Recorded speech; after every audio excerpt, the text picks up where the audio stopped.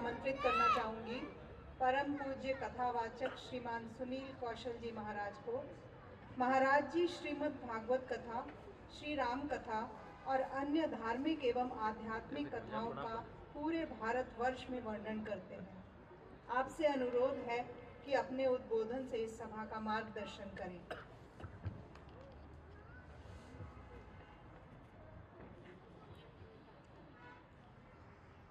इस भव्य हिंदू संगम का बहुत दिव्य मंच, कार्यक्रम के माननीय अध्यक्ष महोदय, संघ के माननीय संघ चालक और हम सबके सुपरिचित आदरणीय विजय शंकर तिवारी जी और इस कार्यक्रम में जुड़े आप सभी बंधु बहनें, एक बार जरा भाव परिवर्तित कर लें। वैसे आपने बहुत जोश भरा, इसी परंपरा को आगे बढ़ाएं। एक बार मेरे साथ जरा जोर से बोलेंगे, भारत माता की। नहीं भाई, आनंद नहीं आया। ये नोएडा है और नोएडा के बारे में माना जाता है कि ये तो गुलदस्ता है, पूरा देश का प्रतिनिधित्व तो यहाँ पर दिखाई देता है, वो दिखना चाहिए। ये जो भारत माँ की जय है, ये वहां तक पहुंचनी चाहिए जिनको बोलना तो दूर, जिनको सुनने में भी दिक्कत होती है। आपकी जय जयकार उनके कानों में, उनकी छाती में शूल की तरह गड़नी चाहिए। सिर से लेकर पिछवाड़े तक उनके आग लगनी चाहिए।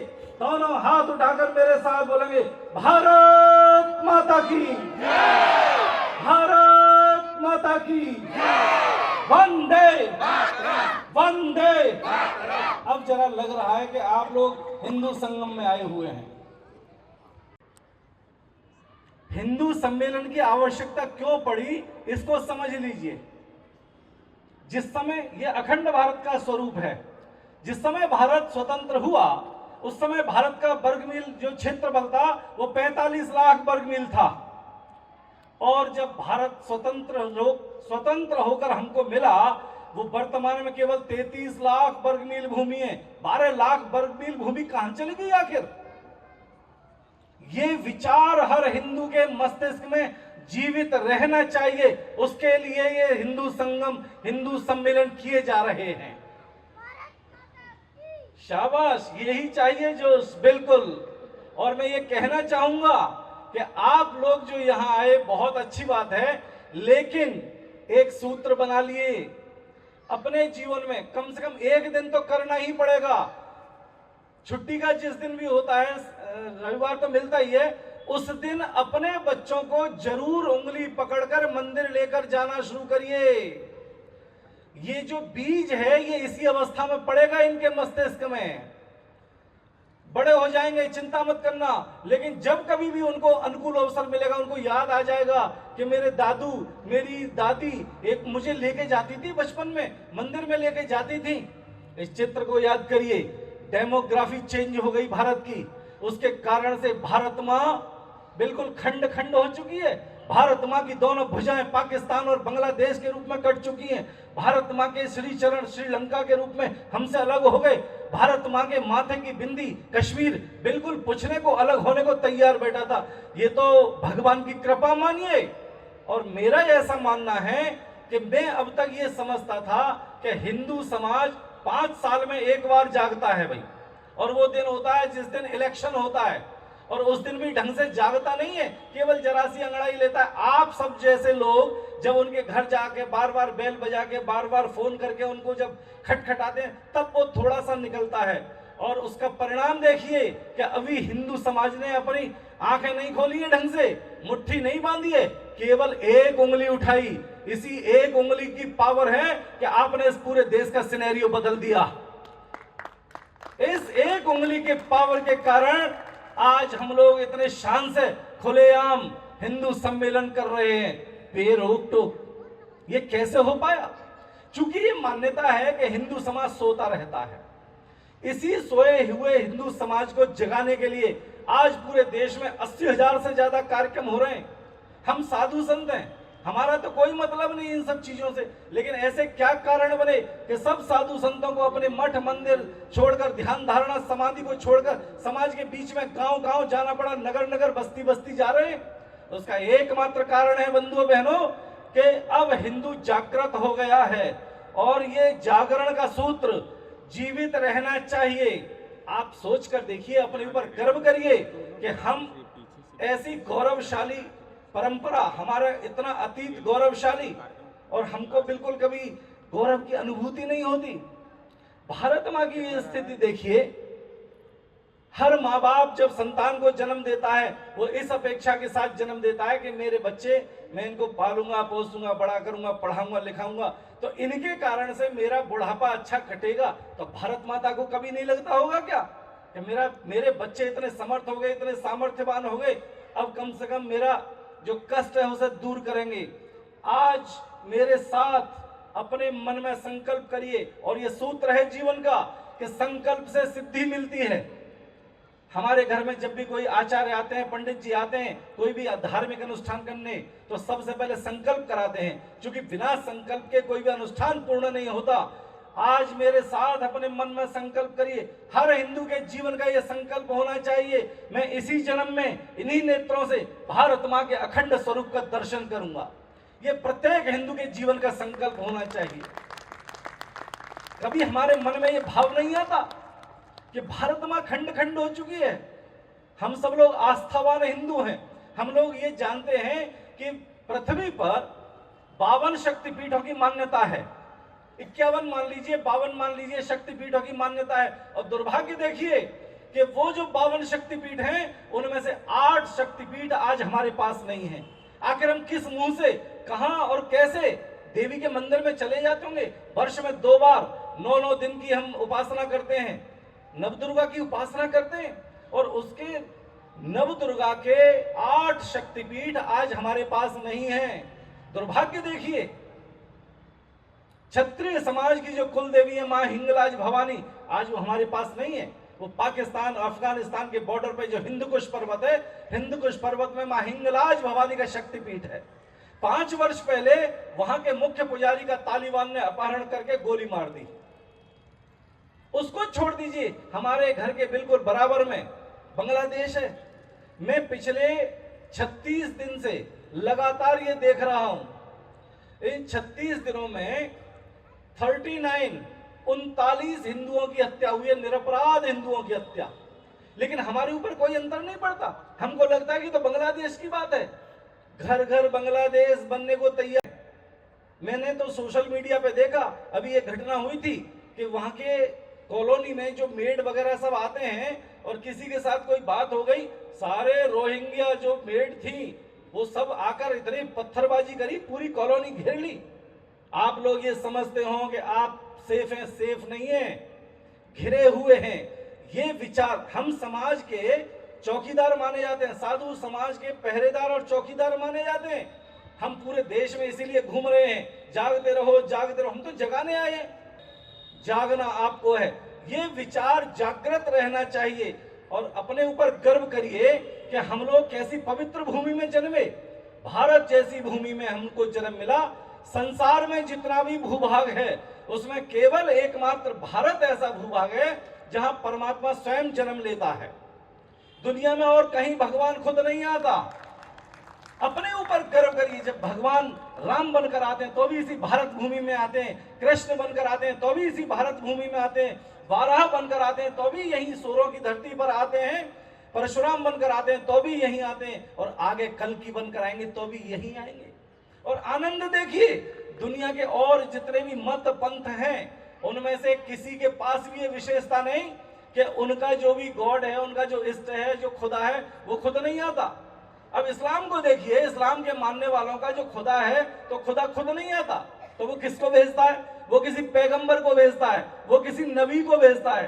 पैगंबर माने पैगाम लाने वाला, ऊपर की खबर नीचे, नीचे की खबर ऊपर करने वाला, वो केवल पैगंबर को भेजता है।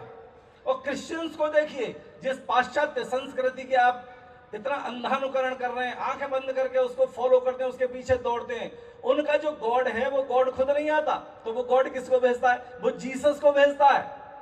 ध्यान दीजिए, जीसस गॉड नहीं है, वो गॉड का बेटा है। और हम सब लोग कितने भाग्यशाली हैं कि भगवान का जब भी पृथ्वी पर आने का मन करता है तो आप जैसे ही किसी भारत माँ की गोदी में भगवान बालक बनकर दौड़ कर आता है। गर्व करिए अपने ऊपर। हमारे उपनिषद बोलते हैं, गायंत देवा किल गीत गानी धन्यास्तु ते या भरत भूमि भागे। भारत भूमि में जिनका जन्म होता है उनसे देवता भी ईर्ष्या करते हैं, उनकी भाग्य की सराहना करते हैं। काश हमको भी भारत भूमि में जन्म मिला होता। और हम लोगों की क्या स्थिति हो गई, हमको आज तक ये पढ़ाया जाता रहा। अब तो सौभाग्य से देश में नई शिक्षा नीति लागू हो गई है, चेंजेस हो रहे हैं, परिणाम दिखेगा। लेकिन हमको अब तक ये पढ़ाया जाता रहा कि भारत बहुत लंबे समय से पराधीन रहा। मैं बहुत स्पष्ट रूप से, अपने कानों को साफ कर लीजिए, मन मस्तिष्क की धूल झाड़ लीजिए, भारत कभी भी पराधीन नहीं रहा। भारत का एक एक दिन का इतिहास संघर्ष का इतिहास रहा है। भारत ने लगातार सतत संघर्ष किया लाखों वर्षों से। कल्पना करके देखिए, हमारे कितने पूर्वज ये सपना आंखों में लिए हुए चले गए कि काश हम अपने इष्ट का दर्शन कर पाते। 500 वर्षों से लगातार राम जन्मभूमि के लिए हिंदू समाज संघर्ष करता रहा। 72 बार युद्ध हुए, लाखों की संख्या में हमारे भाई बंधुओं ने बलिदान दिया, लेकिन किसी ने हार नहीं मानी, कोई थक कर नहीं बैठ गया। ये जो सपना था एक पीढ़ी से दूसरी पीढ़ी में जाता रहा। बोले चिंता मत करना, हम अभी मैंने इसीलिए संकल्प कराया कि हर हिंदू का संकल्प होना चाहिए कि मैं इसी जन्म में इन्हीं नेत्रों से भारत मां के अखंड स्वरूप का दर्शन करूंगा। यही देवी मां की सच्ची उपासना होगी। जिस दिन भारत अखंड हो जाएगा, जिस दिन हमारे सारे शक्तिपीठ हमको वापस मिल जाएंगे, तब सोचकर देखिए कि मां कितनी गदगद होगी। अपने ऊपर ये इल्जाम नहीं आना चाहिए बंधु, भारत मां को न कहना पड़े कि मेरे बच्चे जब वक्त पड़ा तो काम नहीं आए। ये संकल्प सबके मन में जीवित रहना चाहिए। हमारे पूर्वज इतना लंबा संघर्ष करते रहे, 500 वर्ष। 500 वर्ष बहुत लंबा कालखंड होता है। हर पीढ़ी ये सपना लेकर लड़ती रही, चलती रही कि काश हम देख पाए, काश हम देख पाए। लेकिन वो सौभाग्यशाली क्षण उनके प्रत्यक्षदर्शी हम सब लोग बने, और हम सब के माध्यम से हमारे पितरों ने जो स्वर्ग में आराम कर रहे हैं, हमको वहीं से प्रेरणा देते हैं। और हमारे पितरों ने हमारी आंखों के माध्यम से जब भगवान के दर्शन किए तो सोचिए उन्होंने कितने आशीर्वाद दिए होंगे। अब आप देखिए कि जिनका हम अंधानुकरण करते हैं, जरा से लालच में, लोभ में आकर, आप सब लोग समाज के शुद्ध लोग हैं, आपके साथ ये समस्या नहीं होगी। लेकिन देश की समस्या देखिए कि जरा जरा से लालच में लोग धर्मांतरित हो जाते हैं, मतांतरित हो जाते हैं। और जिनके धर्म में आप लोग आकर्षित होकर जाते हैं, उसका मैं एक छोटा सा दर्शन आपको कराता हूं। हमारे यहाँ ये स्थिति है कि हमारा जो भी इष्ट है, हम जिसको भी मानते हो, मान्यता देते हो, हम उसका दर्शन कर सकते हैं, जब चाहे कर सकते हैं। हजारों लोगों ने किया है, हमारे धर्म ग्रंथ इस उदाहरण से भरे पड़े हैं। जब चाहे, जहां चाहे, जिसने भी बुलाया भगवान दौड़ा चला आता है। ये हमारे धर्म की विशेषता है। लेकिन बाकी लोगों के यहाँ क्या है? बाकी लोगों के यहाँ भी मैंने बताया, उनका गॉड खुद नहीं आता, खुदा खुद नहीं आता, तो वहां दर्शन कहां मिलेगा? और हमारे यहाँ तो जैसे ही मृत्यु होती है, एकदम अभी तक ऊपर पहुंच भी नहीं पाया होगी आत्मा, लेकिन उससे पहले ही उसकी टिकट कंफर्म हो जाती है, उस पर लिख दिया जाता है स्वर्गीय। और दूसरों के यहाँ क्या स्थिति है, कभी सोचकर देखा है? जमीन में गाड़ दिए जाते हैं, कीड़े पड़ जाते हैं, सड़ जाते हैं, खा जाते हैं, मिट्टी बन जाती है, और फिर भी वेटिंग कंफर्म नहीं होती, फिर भी वेटिंग में पड़े रहते हैं। मालूम पड़ेगा कि कब नंबर आएगा कि कयामत की रात। अब वो कयामत की रात कब आएगी पता नहीं। अब आप सोचकर देखिए, हम लोग कितने गौरवशाली हैं, हमारा अतीत कितना गौरवशाली है। हम लोग ये जो गीत गाते हैं, रक्त शिराओं में राणा का रह रह आज हिलोरे लेता, मातृभूमि का कण कण तरण तरण हमको आज निमंत्रण देता। ये गौरवशाली अतीत, इस पर गर्व करिए। दुनिया में एकमात्र हम ही ऐसे हैं बंधुओं बहनों, दुनिया में दूसरा कोई उदाहरण नहीं है। अपने ऊपर गर्व करिए। कितने सारे कारण हैं, दुनिया में हम ही एकमात्र ऐसे हैं कि जिनके नाम पर पूरा एक देश है जिसको हम हिंदुस्तान बोलते हैं। दुनिया में एकमात्र हम ही ऐसे हैं कि जिनके नाम पर पूरा एक धर्म है जिसको हिंदू धर्म कहते हैं। दुनिया में दूसरा कोई उदाहरण नहीं कि जिनके नाम पर पूरी एक बोली और भाषा है जिसको हम हिंदी भाषा कहते हैं। दुनिया में दूसरा कोई उदाहरण ढूंढने से नहीं मिलेगा कि जिनके नाम पर पूरा एक पहाड़ है, पर्वत है, जिसको हिंदू कुश पर्वत बोलते हैं। दुनिया में एकमात्र उदाहरण हम ही ऐसे हैं कि जिनके नाम पर पूरा एक महासागर है, जिसको हम हिंद महासागर बोलते हैं। अपने ऊपर गर्व करिए, कितने बड़े बड़े कारण भगवान ने हमको दिए।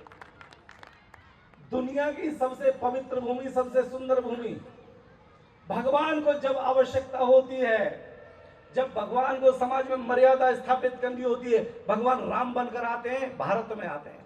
भगवान को जब समन्वय स्थापित करना होता है, डिप्लोमेसी स्थापित करनी होती है, भगवान कृष्ण बनकर आते हैं, भारत में आते हैं। जब भगवान को लगता है कि क्रांति की आवश्यकता है, तो किसी दयानंद की शक्ल में भगवान भारत भूमि में आते हैं।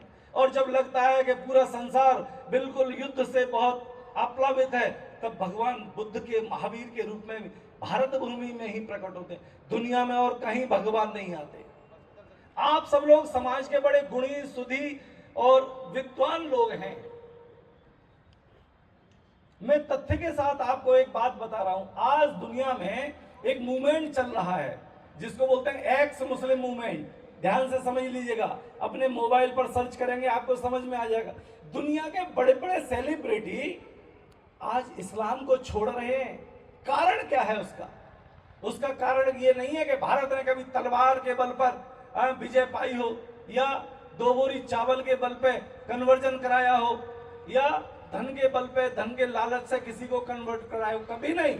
उसका एकमात्र कारण है, पूरे संसार को यह समझ में आ गया कि दुनिया में अगर सुख और शांति कहीं है तो वो केवल भारत में है, वो हिंदुत्व में है, वो इंडियन आइडियोलॉजी में है। वेस्टर्न आइडियोलॉजी में तो ये कॉन्सेप्ट है ही नहीं। दुनिया में एकमात्र हम ही ऐसे हैं जो लोकल से ग्लोबल बने। सर्वे भवन्तु सुखिनः, पूरा संसार सुखी हो। हमने ये नहीं कहा कि भाई नोएडा वाले ही मस्त हैं, दिल्ली वाले मस्त हैं, केवल एनसीआर वाले मस्त हैं, ऐसा नहीं। ये दुनिया में हम ही हैं। हमने कहा सर्वे भवन्तु सुखिनः, पूरे संसार के कल्याण की कामना करने वाले हम लोग मंत्र बोलते हैं, ओम देव शांति, अंतरिक्ष ओम शांति, पृथ्वी शांति। दुनिया भर के सृष्टि, चराचर जगत, अंतरिक्ष से लेके पाताल तक सृष्टि के कल्याण की कामना, शांति की कामना करने वाले लोग हम हैं। तो दुनिया के बड़े बड़े लोगों को यह समझ में आ गया कि अगर सुख और शांति कहीं है तो वो हिंदुत्व में है। और हिंदुत्व माने क्या?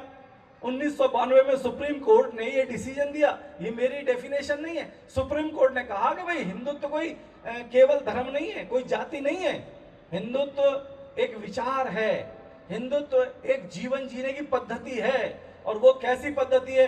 हर वो व्यक्ति हिंदू है जो इस भूभाग में रहता है, जो इसको अपनी मां मानता है, पृथ्वी को अपनी मां मानता है, गंगा को अपनी मां मानता है, गाय को अपनी मां मानता है, और हमारे जितने भी आस्था के मानबिंदु हमारे पूर्वज हैं उनके प्रति आस्था रखता है। वो सब के सब हिंदू हैं। उपासना पद्धति कुछ भी हो सकती है, चिंता नहीं, वो सब के सब हिंदू हैं। ये सुप्रीम कोर्ट ने कहा। तो दुनिया के लोगों को समझ में आ गया कि जो इंडियन आइडियोलॉजी है, जो भारतीय दर्शन है, सुख और शांति उसी में है। और हम लोग ये महसूस भी करते हैं। यहाँ लगभग कहीं न कहीं ग्रामीण पृष्ठभूमि से जुड़े हुए होंगे आप सब लोग। बचपन की याद करके देखिए, आज भी कहीं भी गांव में चले जाइए, गर्मी के मौसम में, ठंड के मौसम में, गर्मी के मौसम में पेड़ के नीचे आदमी, गांव का किसान बिल्कुल सामान्य धोती लपेटे हुए पेड़ की छाया में मिट्टी में ही लेट रहा है, कंधे, कमर, सिर के नीचे हाथ लगा के। उसको मालूम है और मस्त गुनगुना रहा है। न उसे ये चिंता कि लाइट आए, पंखा लगे कि एसी लगे, कुछ नहीं। ये जो सुख और शांति और संतोष है, यही भारतीय दर्शन की विशेषता है। और इसी के कारण आज दुनिया के बड़े बड़े सेलिब्रिटी, दुनिया का सबसे बड़ा मुस्लिम आबादी वाला देश है जिसका नाम है इंडोनेशिया। इंडोनेशिया के राज परिवार की जो राजकुमारी है जिसका नाम है रेयम रेडोन, अभी 2 साल पहले अपने 60,000 फॉलोअर्स के साथ हिंदुत्व में वापसी कर चुकी है। आप सोच कर देखिए कैसे संभव हुआ। इंडोनेशिया जो दुनिया की सबसे बड़ी मुस्लिम आबादी वाला राष्ट्र है, वहां के सबसे पहले राष्ट्रपति हुए सुकर्ण। उनकी 2 बेटियां हैं। बड़ी बेटी है मेघावती सुकर्णपुत्री, नाम देखिए, मेघावती सुकर्णपुत्री, ये नाम है ऑफिशियल। छोटी बेटी है सुकमावती सुकर्णपुत्री। अभी पिछले साल जो छोटी बेटी है सुकुमावती सुवर्णपुत्री, वो अपने 2 लाख फॉलोअर्स के साथ हिंदुत्व में वापसी की है। ये सब कैसे हुआ भाई? ये हमारी विशेषता है, हमारे जीवन पद्धति के कारण वो लोग आकर्षित हुए। केरल का बहुत बड़ा फिल्म प्रोड्यूसर है जिसका नाम है अली अकबर। अली अकबर पिछले वर्ष अपनी पत्नी के साथ वो हिंदुत्व में विश्वास जताया, वापसी करी, घर वापसी करी। और सैयद वसीम रिजवी को तो आप सब जानते ही होंगे, वो तो त्यागी जी हो गए। ये सब क्यों हो पाया? और अभी अभी जो कुंभ निकल के गया है पिछले वर्ष, आप में से अधिकांश लोगों के हाथ में एप्पल के फोन होंगे, घर में एप्पल के गैजेट्स यूज करते होंगे। एप्पल के जो मालिक हैं, क्या नाम है उनका? Steve jobs. स्टीव जॉब्स की पत्नी, जिनका नाम है लॉरेन पावेल जॉब्स था, वो अभी भारत आई पिछले वर्ष कुंभ में, और भारत के एक साधु के आश्रम में रही 5 दिन, और उसने कहा कि मुझे हिंदुत्व में दीक्षित करिए। उसको वहां हिंदुत्व में दीक्षित किया गया। अब उनका नाम है कमला लॉरेन पावेल जॉब्स। उनका गोत्र बदल के हो गया अच्युत। ये भारतीय दर्शन की विशेषता है बंधु। और हम लोग कहां बिल्कुल खोए हुए हैं, सोए हुए हैं। इसी जो सुप्त अवस्था है उससे निकालने के लिए देश के सब साधु अपने मठ मंदिर ध्यान धारणा समाधि को छोड़कर गांव गांव घर घर बस्ती बस्ती निकल पड़े हैं। हम तो समाज के चौकीदार हैं, हम केवल आपको जगाएंगे, लेकिन ये विचार सबके मन में बना रहना चाहिए। ये जो एक्स मुस्लिम मूवमेंट चल रहा है, दुनिया के बड़े बड़े सेलिब्रिटी घर वापसी कर रहे हैं। उनको हम कोई बुलाने नहीं जा रहे, कोई फोन कॉल नहीं कर रहे। उनको समझ में आ गया कि सुख शांति अगर कहीं है तो वो हिंदुत्व जीवन दर्शन में है। तो ये जो जीवन दर्शन है, ये जो पद्धति है, ये जीवंत बनी रहनी चाहिए। उसके लिए कार्यक्रम किए जा रहे हैं, और इन्हीं कार्यक्रमों की श्रृंखला में हम लोग आज आपके बीच में आए। इतने इतने विचार आपको यहाँ सुनने को मिले। दुनिया के बड़े बड़े राष्ट्र आज उनको समझ में आ गया, क्योंकि दुनिया में 2 प्रकार की लड़ाई है। एक लड़ाई है शस्त्रों की और एक लड़ाई है विचारों की। शस्त्रों की लड़ाई के लिए तो भाई हर देश के पास एक सिस्टम रहता है, सेना रहती है, पैरामिलिट्री फोर्सेज है, पुलिस है, तमाम सारे सिस्टम है। लेकिन जो विचारों की लड़ाई है वो आपको और हम सबको लड़नी पड़ेगी। उसके लिए हमको तैयार होना पड़ेगा। हम जो मोबाइल फोन हाथ में रखते हैं, इसको अपना हथियार बनाइए, इसको हथियार बनाना पड़ेगा। मैं ये देखता हूं कि आज अब यद्यपि थोड़ा समय बदल गया है, आज जरा सी बात पे, किसी बात पे हमारे धर्म के लिए, धर्म ग्रंथों के लिए, हमारे आस्था के मान बिंदुओं पे कोई भी कमेंट कर देता है, कोई भी कुछ बोल देता है, और हम केवल तरह तरह की इमोजी शो कर देते हैं, लाइक किया, शेयर किया, इसके अलावा और कोई बात नहीं होती। लेकिन होना क्या चाहिए? अपने विचारों को लेकर दृढ़ रहिए, उनका काउंटर करिए। आज समय बदल गया है, अब संघर्ष का तरीका भी बदल गया। दुनिया के देशों को यह समझ में आ गया कि अब भारत जाग गया है भाई। अब भारत सोया हुआ नहीं है। अब ये वो वाला भारत नहीं है, 15 साल पहले वाला भारत नहीं है। 15 साल पहले क्या स्थिति थी कि भारत का राष्ट्रपति, भारत का प्रधानमंत्री अगर कहीं दुनिया में दूसरे देश जाता था तो सूटेड बूटेड होकर, सुबह नहा धो के तैयार होकर अपने कमरे में बैठा है कि प्रेसिडेंट ऑफ अमेरिका, उसके यहाँ से कंफर्मेशन आ जाए कि हाँ वो मिल लेंगे। वो तैयार बैठा, 2-2 घंटे 4-4 घंटे इंतजार करता रहता था। लेकिन आज क्या स्थिति है कि अमेरिका जैसी महाशक्ति का प्रेसिडेंट अपना इलेक्शन जब लड़ता है तो भारत के प्रधानमंत्री का नाम लेकर, फोटो लेकर के वो मेरे दोस्त हैं, उनका नाम लेकर जीतता है। ये बदलता हुआ भारत है, ये बदलता हुआ भारत है।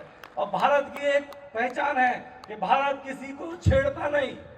लेकिन ये बदलता हुआ भारत अब वो नहीं है। ये छेड़ता जरूर नहीं, लेकिन कोई छेड़ देता है तो घर में घुस के ठोकता है, छोड़ता नहीं है। याद करके देखिए 15-20 वर्ष पहले क्या स्थिति होती थी कि हमारे देश के सैनिकों के शीश काट के ले जाते थे दुश्मन देशों के सैनिक, और हम उनकी डेड बॉडी भी नहीं ला पाते थे। और याद करके देखिए अभी कुछ वर्ष पहले जो संघर्ष हुआ, जिसमें भारत का एक जांबाज पायलट अभिनंदन एक बहुत छोटा सा, बहुत पुरानी टेक्निक का जहाज मिग-21 से F-16, जो दुनिया का सबसे लेटेस्ट टेक्नोलॉजी का जहाज है, अमेरिका ने पाकिस्तान को डोनेट किया था। मिग-21 से F-16 उड़ा दिया। अमेरिका की तो आंखें खुल गई, बोले ये कैसे पॉसिबल हुआ। और केवल इतना ही नहीं, उनका जहाज वहां निशाने पे आ गया, पाकिस्तान में गिर गया, अभिनंदन को बंदी बना लिया। और परिणाम क्या हुआ, केवल 72 घंटे, ओनली 72 घंटे में वो पाकिस्तान, जिसने आज से पहले हमारे सैनिकों के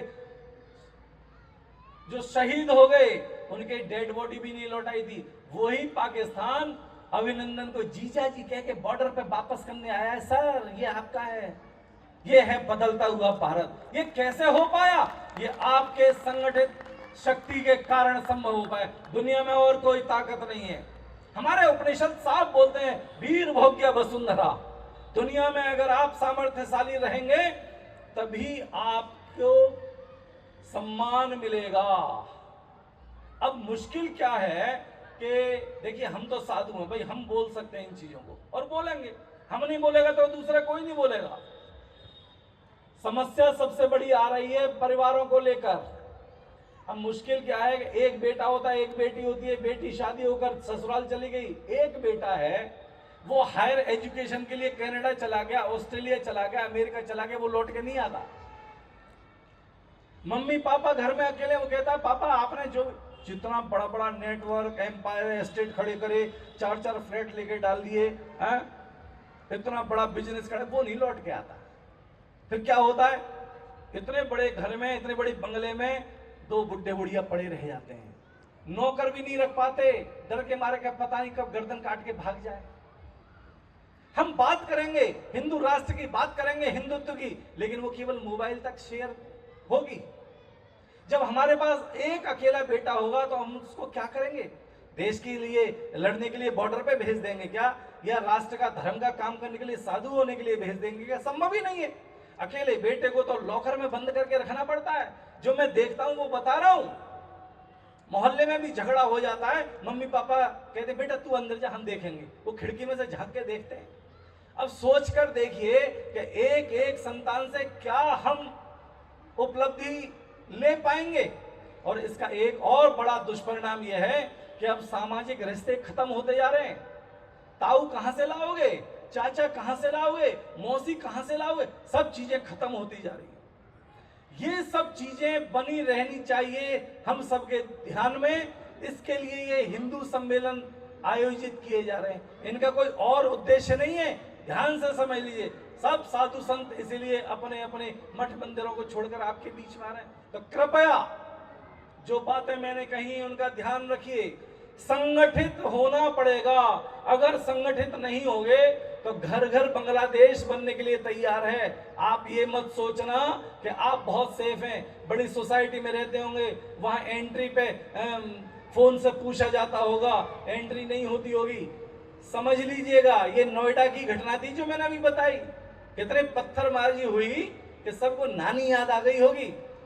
हमारे हाथ में 50-50 हजार का, ये तो मैं कम बता रहा हूं, ये तो नोएडा वाले लोग हैं, 1-1 लाख का, 1.5 लाख का मोबाइल फोन होगा। सब घर के चारों के फोन मिला लोगे, कम से कम 4 लाख 5 लाख के फोन बैठेंगे। और घर में वो तो यहाँ मल्टी स्टोरी है इसलिए दिक्कत नहीं आती, अन्यथा तो डॉगी को भगाने के लिए डंडा भी नहीं निकलेगा। किसी को भी बुलाओगे रक्षा करने के लिए, वो बाद में आएगा। सबसे पहले तो सेल्फ डिफेंस तो खुद ही करना पड़ेगा। इसलिए मैं स्पष्ट बोल रहा हूं, अपने को सुरक्षित रखने के लिए सारी व्यवस्था करनी पड़ेगी।